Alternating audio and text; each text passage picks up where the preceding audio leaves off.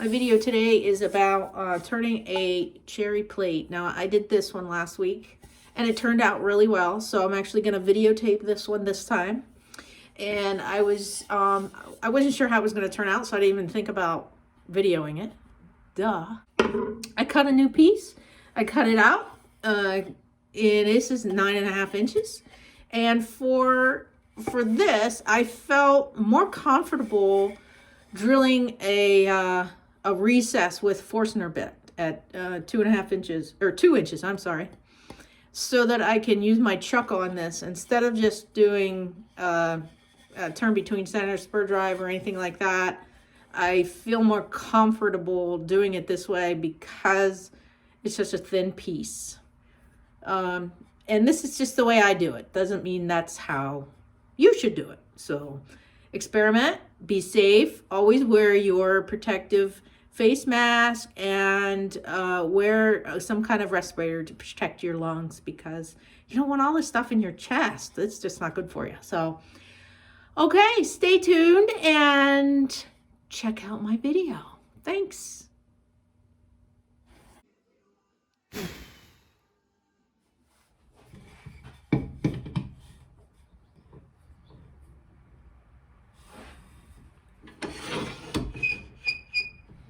One thing I always like to do also is to bring up tailstock before you tighten your chuck. And that way you know you're getting the piece on straight.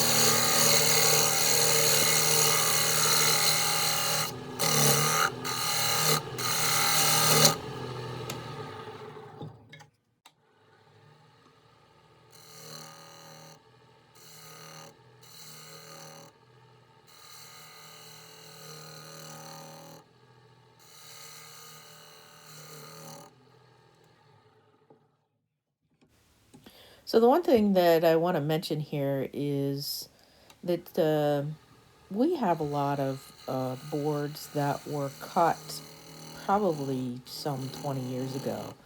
They're completely dry and in our storage area upstairs. And so this is why there's so much fine dust coming off of this cherry board, is because it is just that dry. Beautiful piece of wood though. And the other thing I think I failed to mention in the opening is this is rough cut 1.25 inches.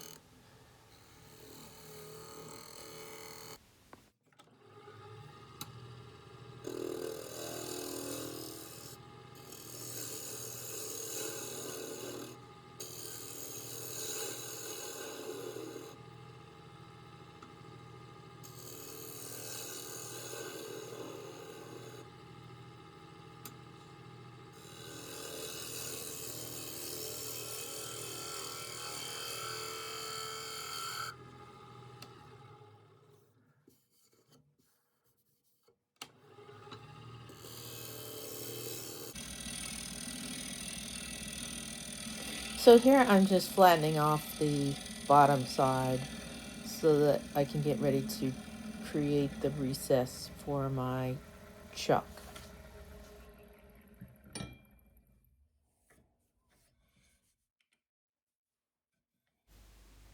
So I marked this off camera. It's about at 2 inches. I can't go any smaller than 2 inches, or my chuck wouldn't fit in there, so that I could use it in the expansion mode. Also in this view, you can see where I have gotten the outside edge rounded off, and it looks pretty good.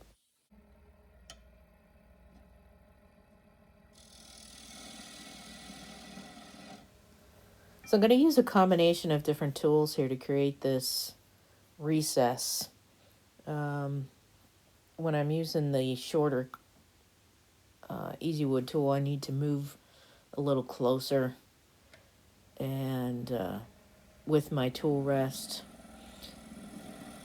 So this is the round carbide from Easy Wood, and just taking out some of the bulk in here and try not to make the opening big. Now if I do, I have a little room to work. It's not that critical that it be exact, but I can go bigger. I just can't make it smaller.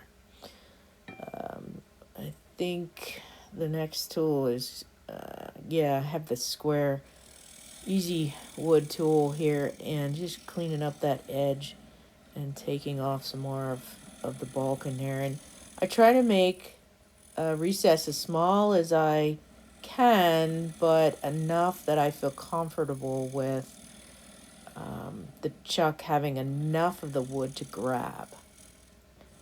Also, once I get the depth where I want, I will come in with a skew and undercut this hole, just to give the illusion that I'm getting a better grip on this piece.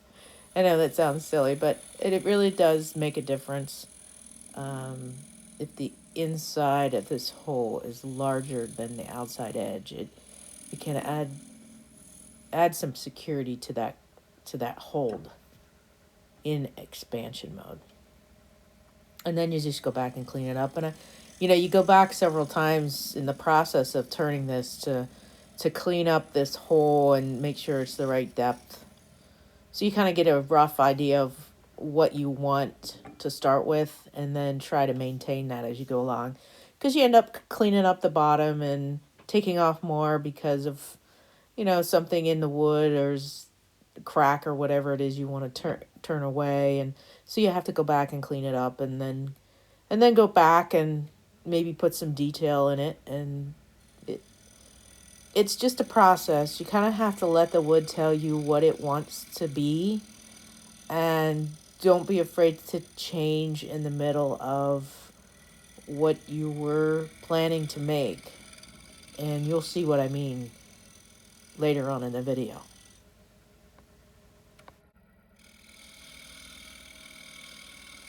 So this tool is another carbide tool made by T-Shadow. And I'll put the information in the bio section. But I have a square bit for this, and I have a round bit for this also. And it's very nice because you can interchange them and sharpen them as you need to. But at this point, I'm just trying to take off some of the bulk here and kind of get an idea.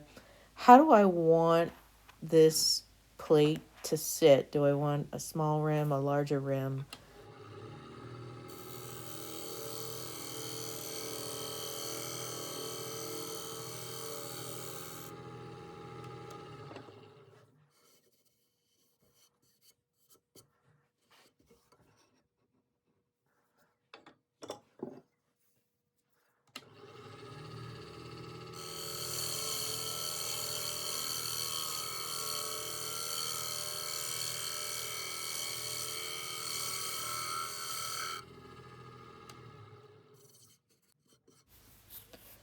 So I'm going to skip ahead, and I'm going to move in to try and clean up the recess again, because I've taken off enough wood from that I feel I need to go in and kind of clean it up, make it a little deeper. So I bring the skew back and just kind of clean that up.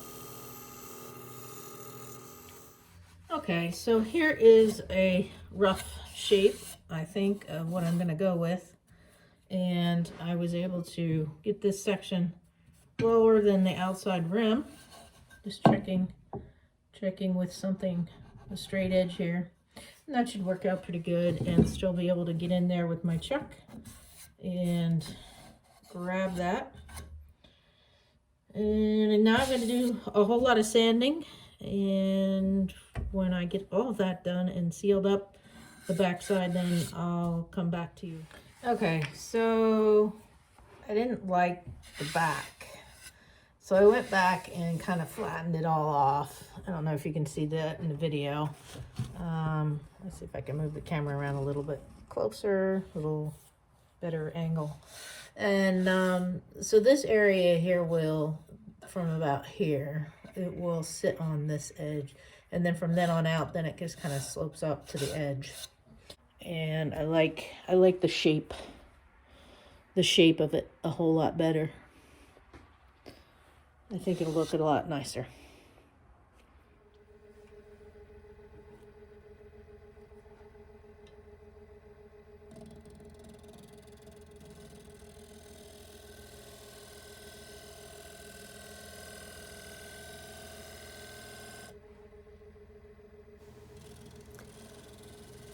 Here I'm using my scraper to try and clean up some of the end grain and a little bit of the tear out. Tear out wasn't bad on this one.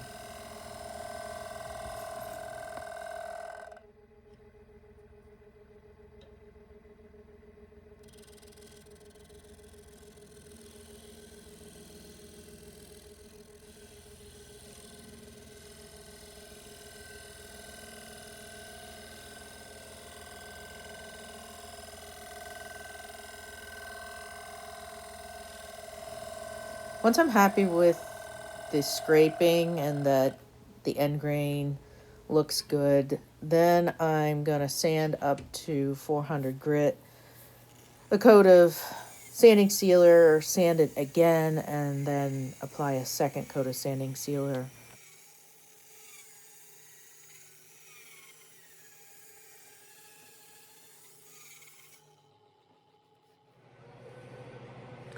So while I'm waiting for the sanding sealer to dry on the project that I have on the lathe, it's a plate, I thought I'd take a minute and talk about why I chose Turning Prayers for the title of my Facebook page and now my YouTube channel. Many years ago when I started turning, I think I'm maybe around the 7th year of actually turning, I was making something for a friend of mine who was going through some rough times. And I began to really think about that person I was as I was making, I believe it was a pen. Would have been a pen.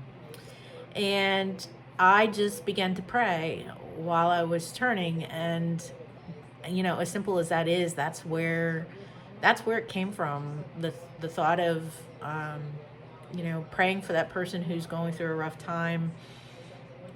I wasn't a doctor. I couldn't do anything to really help other than that. So that's where the title of my Facebook page and my YouTube channel came from. Well, I got it all sanded, 2 coats of sanding sealer, and I just put some wax on it and buffed it out. So now I can turn it over and do the inside. That is, if I did it right. And it looks like I might have. Cool. So now I'll bring my tailstock up here and put pressure on this so that I can tighten down the chuck. So I know that it is seated on my chuck square.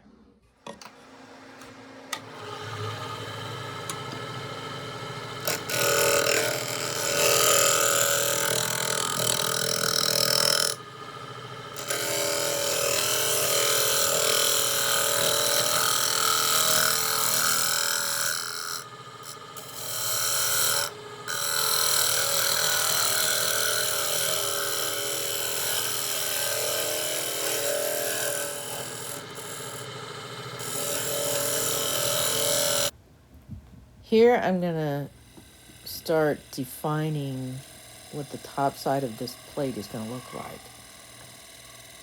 So I decided to have a very wide rim here before I start taking away some of the middle.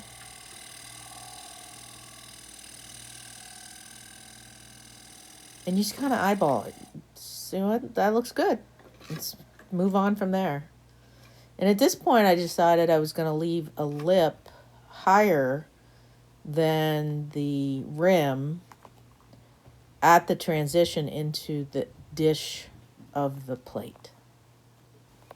I don't always remember, but it's good to work on the outside of the rim first before you start taking the bulk of the wood away in the middle. It just gives, there's more mass to the wood and it absorbs the vibrations. You tend to get a lot of chattering or vibrations when you're working on the outside edge of anything, a bowl or a plate.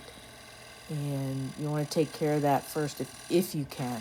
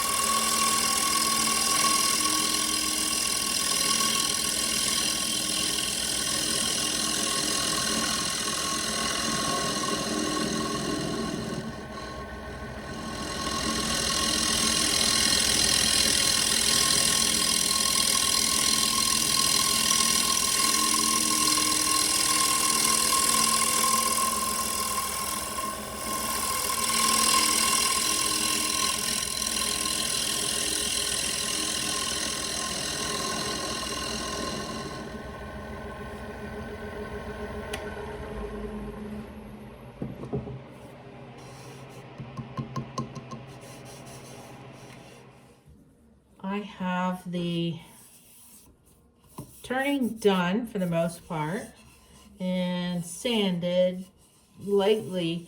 Kind of gives me an idea of whether I need to deal with any grain tear out, which there is a little bit here. Not sure if that shows up on the video or not. So there's a couple spots there. So I think I'm going to sharpen my scraper and go back through here and try and clean that up a little more.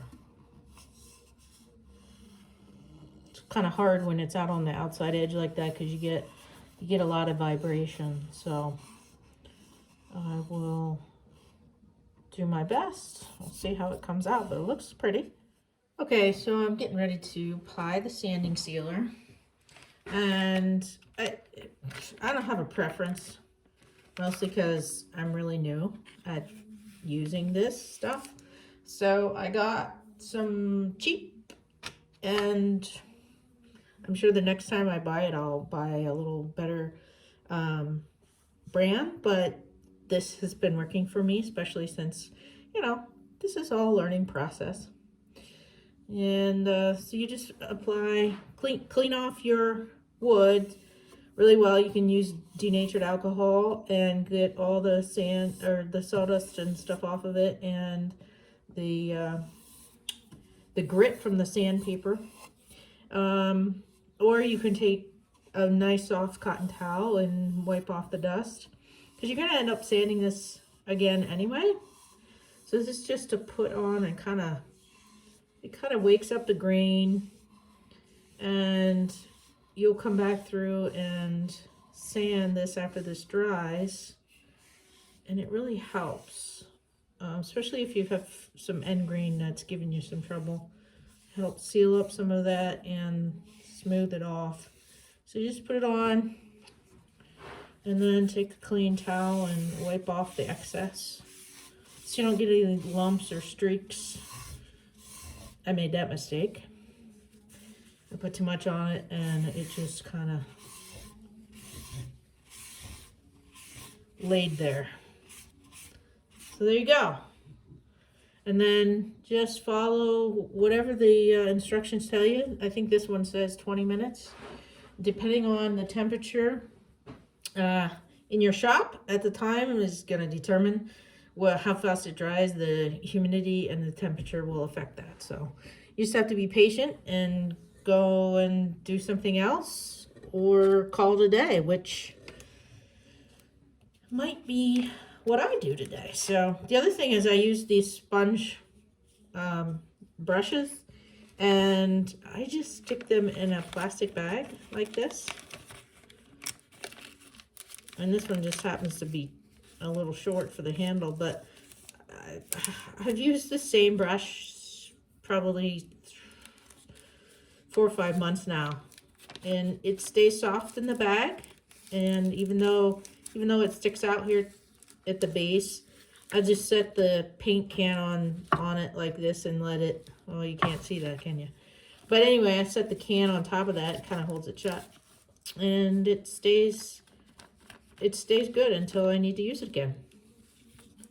Okay.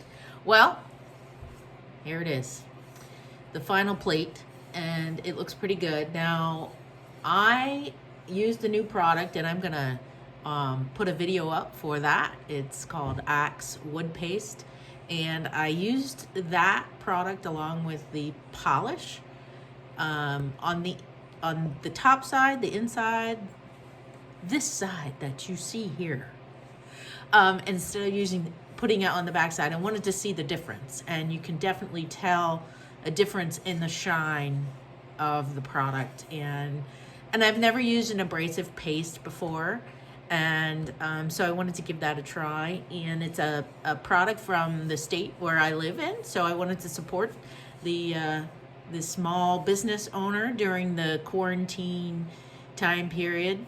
And I like it. I'm glad I got it. And you know, each step I make, I improve what I do as I go along. And so I am thrilled with the results because it's a step up from what I've done before, and that makes me happy. So it's all about just enjoying the time spending in the shop and learning something new and challenging yourself, which is always fun. So I hope you all have a great day, and go out there and challenge yourself in a safe and healthy way, of course. And remember to always keep turning and keep praying.